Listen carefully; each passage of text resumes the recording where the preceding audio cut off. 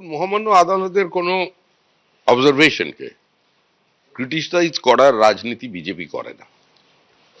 আজকে প্রবল যানজট যদি শহরের মধ্যে তৈরি হয়েছে, যে কোনো মিছিলের কারণেই হতে পারে, তৃণমূল কংগ্রেসের কারণে হতে পারে, বিজেপির কারণে হতে পারে।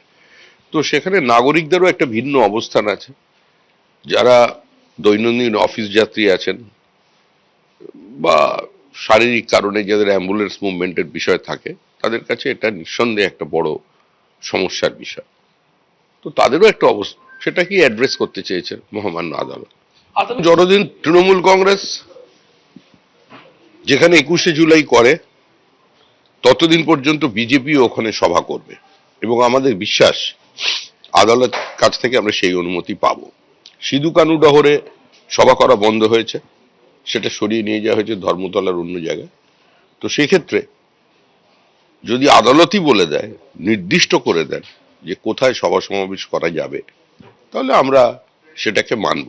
কিন্তু এরপরেও যদি ধর্মতলায় তৃণমূল সভা করে, আমাদেরও সভা হবে।